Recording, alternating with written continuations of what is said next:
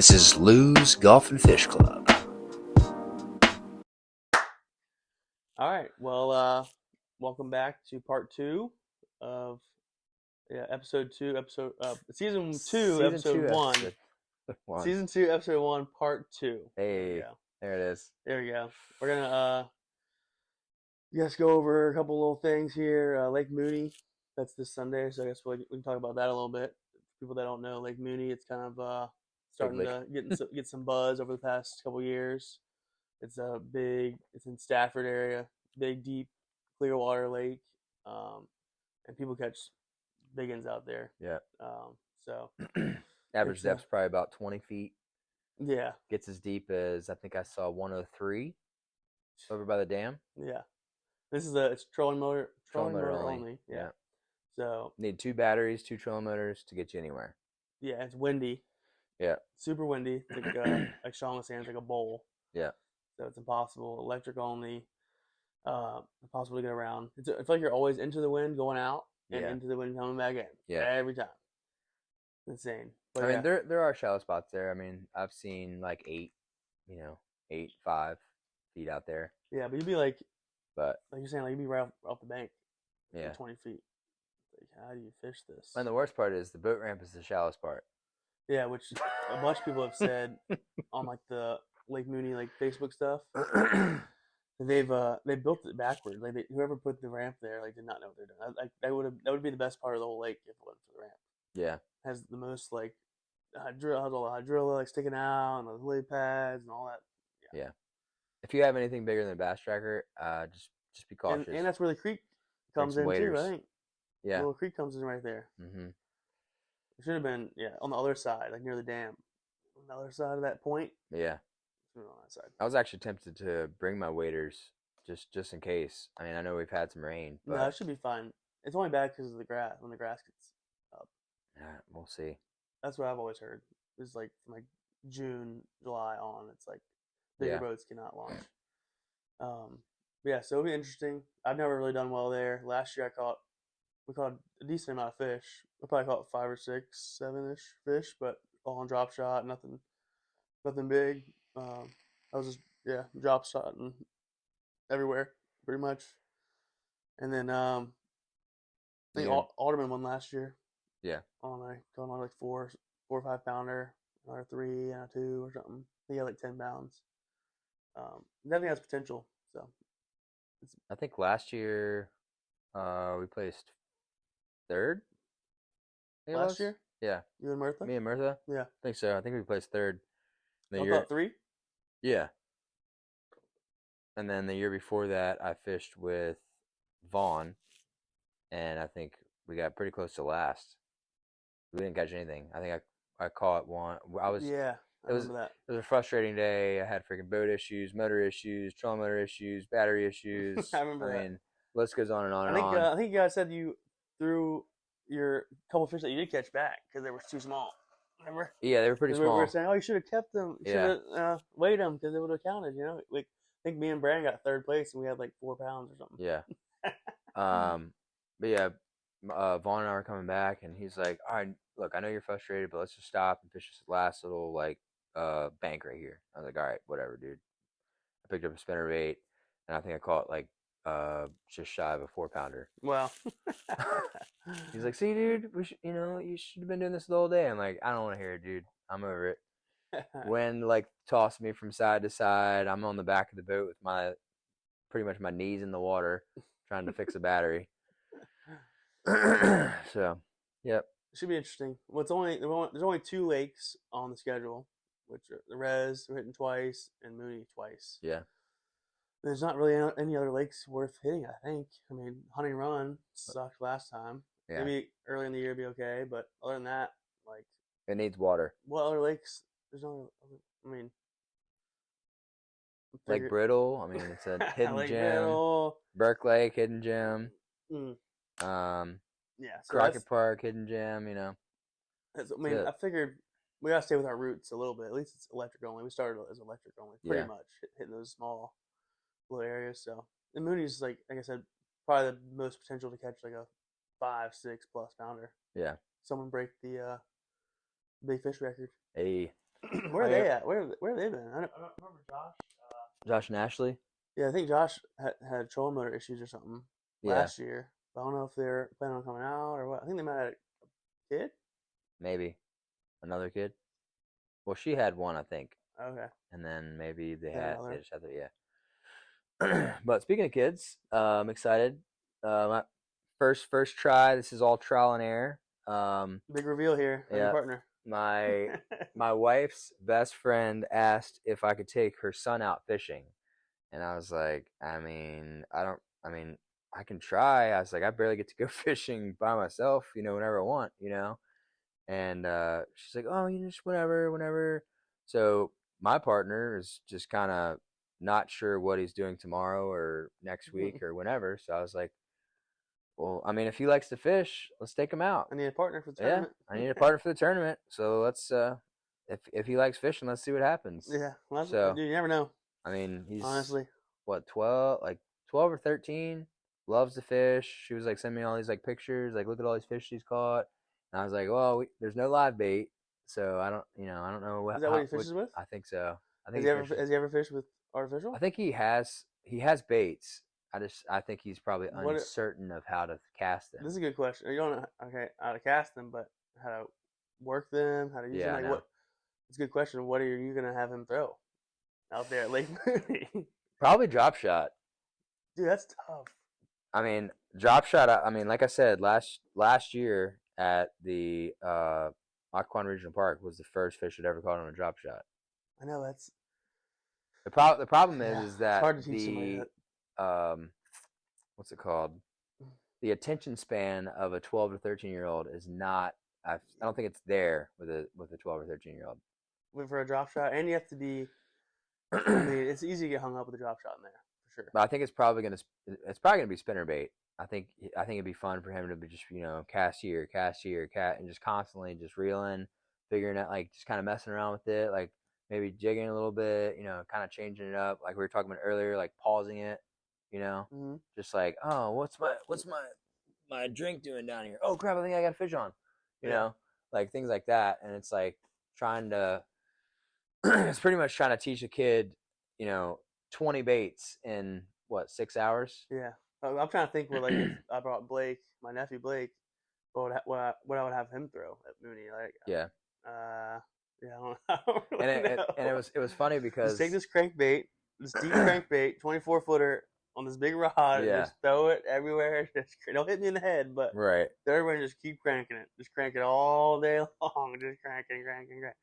Chucking wine, baby. I mean, it was funny. I was talking to Vaughn about it, and Vaughn was like, oh dang, that's actually pretty cool that you're doing that. He's like, how did that come up? Like, you just like find some random kid and like, hey, you mind if I take your son fishing for 6 to 7 hours at Lake Mooney, which is 45 minutes away from my house? Like, nah.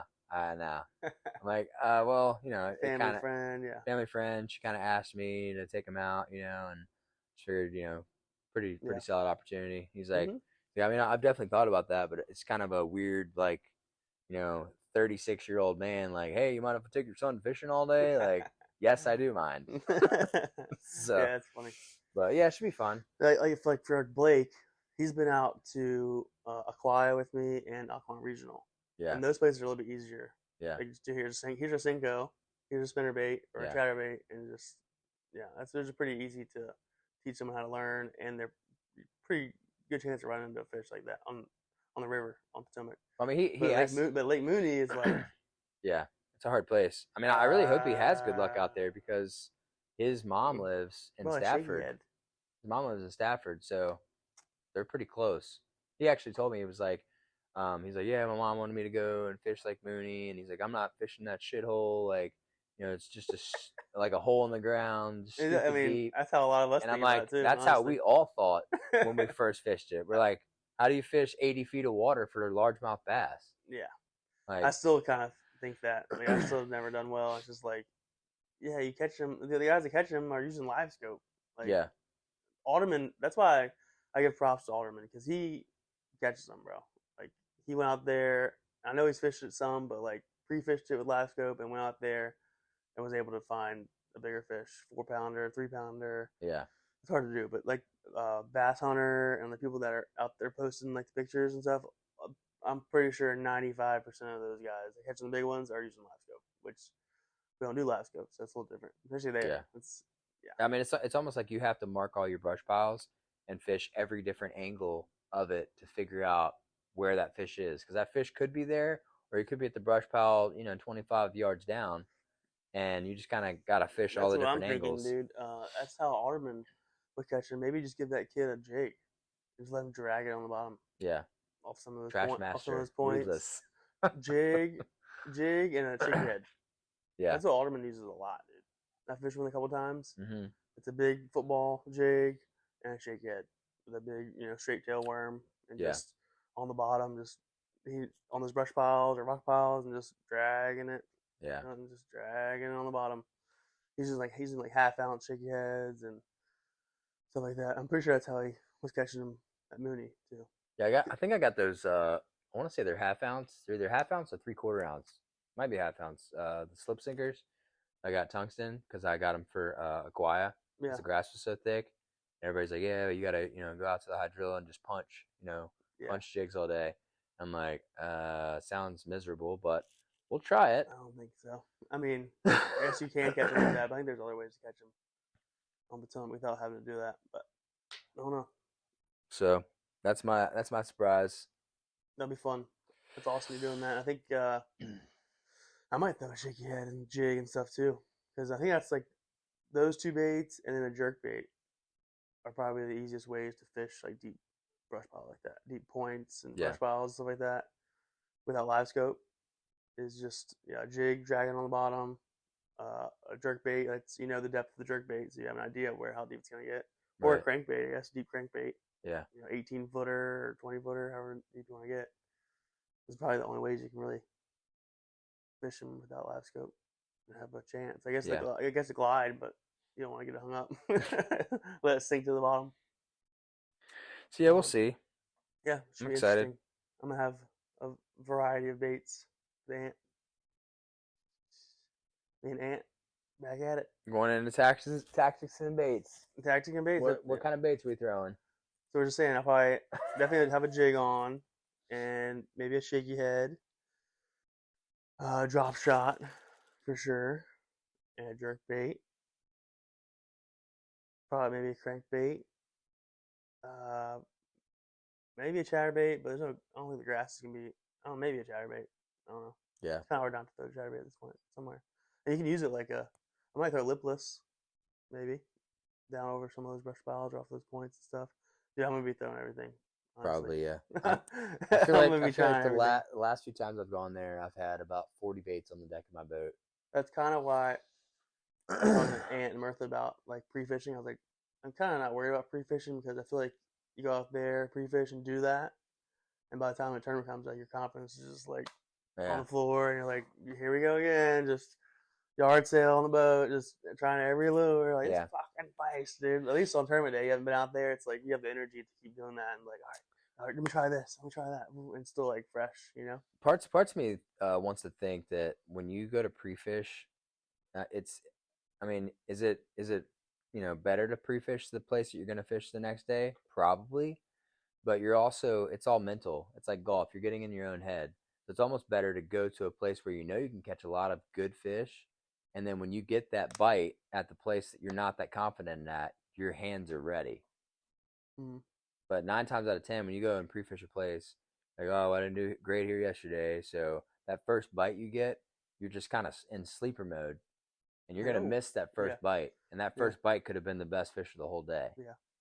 And, I feel like I'm not a good pre-fisherman because I do catch good fish when I pre-fish. And they were saying that on Fishing the DMV. Like, if you're catching good fish, if you're a good pre-fisherman, you're not a good tournament fisherman because you're fishing as you're pre-fishing. Like, pre-fishing is supposed to be, like, scanning and observing and, like, I don't know. Maybe, I don't know.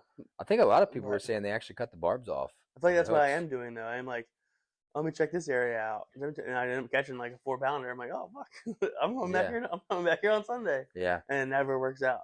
It's never the same. I mean, the only way that you could have a very successful pre-fish and like game day is exact same conditions. I'm talking like like dialed down all Yeah. the way down the line. Exact same barometric pressure, exact same cloud cover, wind. I mean, water Yeah. clarity. I mean, the list goes on and on and on and on. Yeah. Well, And I feel like if like say you're going out and pre-fishing with live scope like Alderman does, yeah, I don't know how many fish he's actually catching those days. He's probably Yeah. just looking. He's just like, oh, there's a point. There's this thing that comes out. Oh, and he sees him over there. He might yeah, cast at him a little bit. yeah. Like, all right, So yeah, if they want to chase it, yeah, like, all right, cool. This fish there. I don't want to. That's there. They move on instead of just sitting there and sitting there and sitting there and finally catching one. yeah. Yeah, it's like it's not gonna do any. They're there. Let's move on. Try to find something else. Yeah. I mean, So- a lot of those guys that are really good with live scope. I mean, they can look on live scope and see that's a bass, that's a catfish, that's a crappie, that's a perch. Yeah, by the way they're set up, a Yeah. lot of times, like on the tree or on the thing, like Yeah. how they're set up or how they're spread out or bunched up or yeah. I'm excited to get mine eventually and learn At least that. you're getting them 34, not the I'm gonna 32. get something, but I think I can definitely figure it out pretty quick. Not like super quick, but I'm pretty tech savvy. I feel like I don't know. I have to understand fishing Well, I feel like- setups though too, yeah. like how they're set up and where it's tough to find where they're gonna be at. Yeah, I feel like live scope. I mean, if you have time, you can figure it out. I mean, that's with anything. Right now You have a lot of time. I can go to Mike Ryan's is the perfect spot to learn live scope. Yeah. That's what Jimbo was saying too. He's like, do this little cove is perfect. Like, you have a couple of offshore brush piles I know about that I can just sit there and line up and jig at, and I have that little hump in the middle. I can look at that, and I have so much stuff just Yeah. right there. I can just always just practice. Be sweet. Yeah. But let's see. I gotta try to sell the John boat first. Gotta try to sell the John boat first. Yeah. If I get 1,700 for that, I'm gonna take it up to Cabela's and get live scope. There you go. That's the plan. But until then, we watched. I was actually talking to. I mentioned in text and stuff, group text, but doing a members only year-long fishing tournament, best 5 bass for the year. Do a little buy-in and stuff like that. I think that'd be really fun. Yeah. And no Lake Manasses. Lake Manasses would be off limits, but everything else, smallmouth, largemouth, whatever your best 5. It'd be really fun. Yeah. I think we should do it. Catfish. Yeah. What would the buy-in be? 25. I mean, we can talk to the guys about it. I mean, 25's fair. Winner takes all. Yeah. 25 ahead. Yeah. Yeah. The winner at least win 100 something bucks. Yeah. The 100, most I'd win all year. dude, that'd be fun. And then been talking to Beer Man a little bit about we do a Spark League on Tuesdays at Bristow, but they raised the price, so we're talking about doing our own weekday golf league, which we did. I think it was 2022 fall. We did it all runs together, but one of those falls we did it like from August to October, like every Wednesday. It was Wednesday night. Yeah. Lose golf league. So I might do that again. Then think about maybe adding that, and then still gotta get the trophies. Yeah, trophies would be sick. Yeah. I think I definitely think the trophies will be a great addition to this year Yeah. for sure. I mean, we talked about it last year and kind of like, almost pulled the trigger and then just kind of like slept on it and then just brushed it off. But like the one that you found that's got like 20 names on it. I mean, that's freaking 20 years of fishing. I think it's 30 Yeah, 30 years of and golf. Like Yeah. it just like That'd puts be it out so there. sick. Like, all right, we're here to stay for years. Yeah. As long as people keep showing up. Yeah. Keep putting names keep putting name tags on there. It'd be cool to look back and be like, like 25. People were like, damn, is it 1925? Like, no, this is 2025. Like Vaughn, oh, Vaughn will that's be on sick. there from his Yeah. the inaugural fishing champion, inaugural angler of the year. It would definitely be cool to like start it out with the first 5 years of golfing and fishing and like putting their names on there as like starters. Yeah, I am. And then like whoever currently kind of like the Stanley Cup, like whoever currently has like the title, they have the trophy. Yeah, it's the plan. And then we could do like a YouTube live or something like that. Do a podcast on it, just kind of like explain like what's going on, why they're getting it and all this stuff. And then from years to come, like this is how it's gonna work. You'll hold on to it for this amount of time, and then Yep. You know, yeah. That's the plan. Should be sick. Post a video of it on it. Tag Lose Golf and Fish Club. Yeah. We can talk about it, but yeah, if you still want to split it with me, we definitely get those. That was the plan. Get the name tags. Get the name tags for the past winners. Put them on there. Start golf and fishing, and then whoever wins this year for each one, they get to keep it to the next year.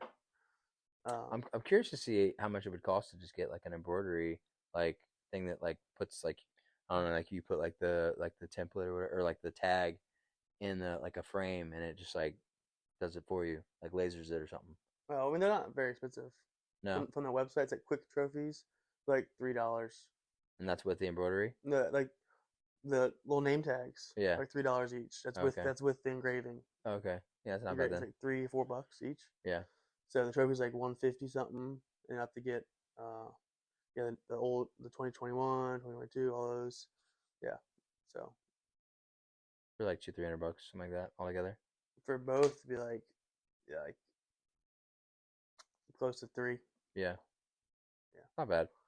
We would split it. It's like probably 160 ish each. But it would be awesome for like long term, like Yeah. sick. We'll And be maybe to keep that in your house for the year. Have it up. It'd be awesome.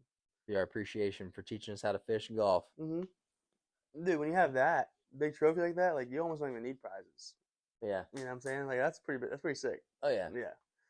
You gotta take a picture with it. Like the year, golf of the year. Like Yeah. me, that's pretty cool. Like obviously, I still want to do prizes and win money and all that stuff. But It's like you almost don't even need any of that when you have like you get to win this and then the year like oh shit, all right, let's go. Yeah, it's like the icing on the cake. Yeah. Yeah.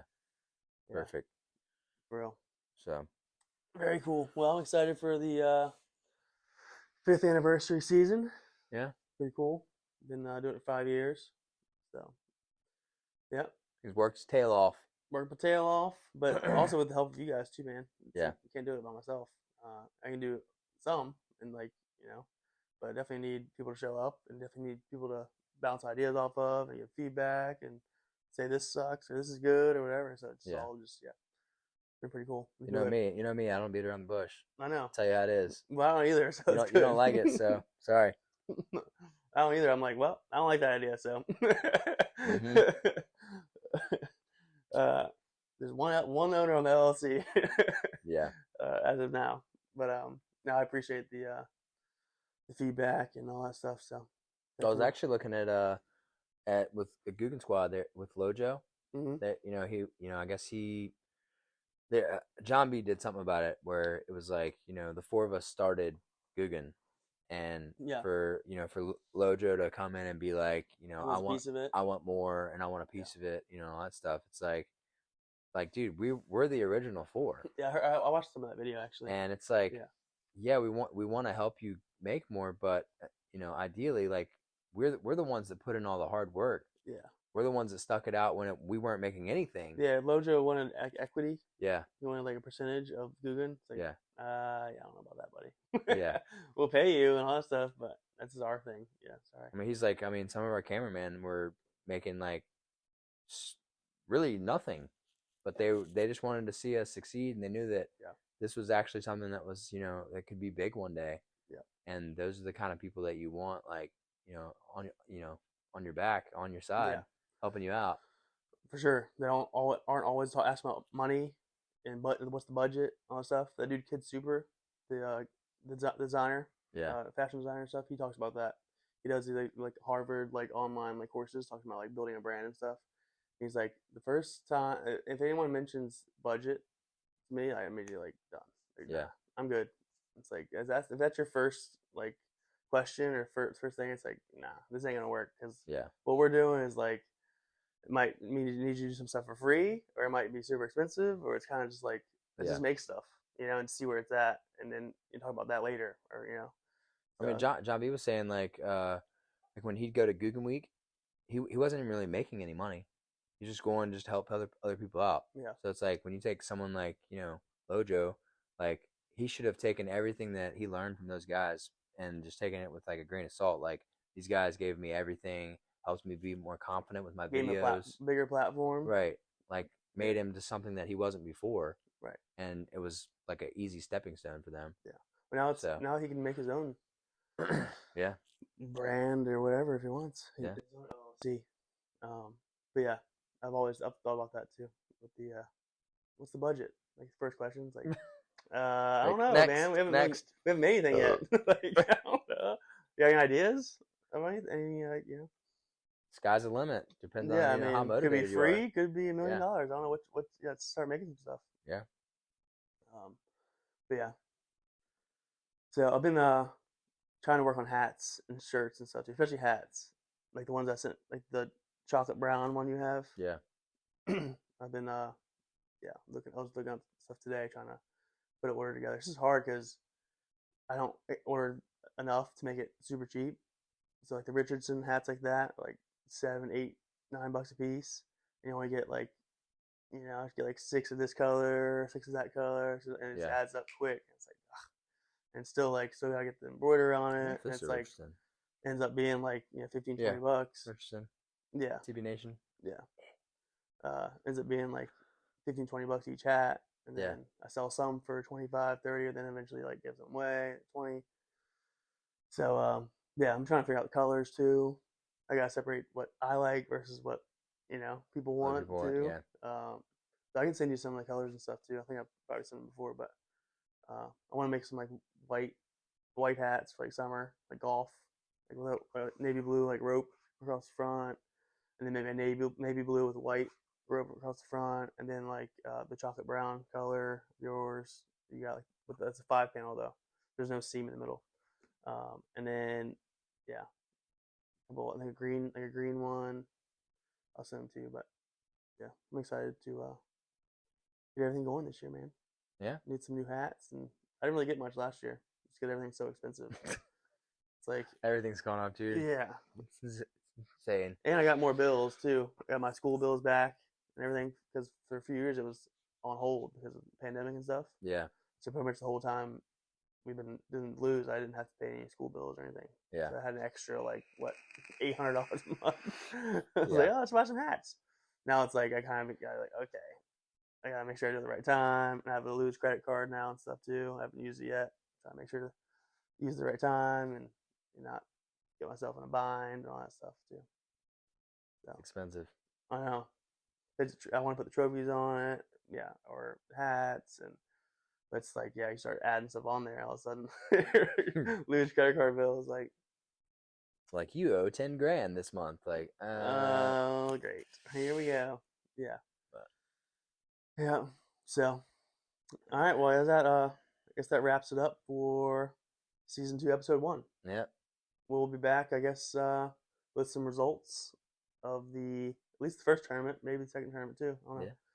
Depends on when we get back on. We might try to do recaps a little earlier this year. Recap and like intro to the next tournament. Yeah. Deal. Yeah. Be a little bit more consistent. Yeah. Maybe we'll have about 30 episodes this season. Ooh. Especially keep an eye out for our episode on fishing the DMV. Yeah. Coming up. Word on the street, it might be out next week. So we'll see. Fingers crossed. Hopefully it's good. Hopefully we don't sound too retarded. Yeah. Hopefully we don't sound any different than what we sound right now. So hopefully we didn't say anything too stupid or sound too. There's definitely a lot of stuff I wanted to talk about more that we didn't really get to, but he's talking about having us back. So hopefully next time we get to talk about more Lose background stuff and just more. Yeah, you don't want to it's hard to get into all that. I don't want to bore people with this whole story. Yeah. Yeah. They need to figure out what the chill Lose Golf and Fish Club is, and then if they want to know more, then we'll Hoodlums. Get there. Yeah. The Hoodlums. Hookset Hoodlums. Yeah, Lake Manassas and the motor restrictions. That's so funny. And and the name dropping, but you'll hear it. Don't report us. Yeah. All right. Catch y'all next time. Peace. Peace.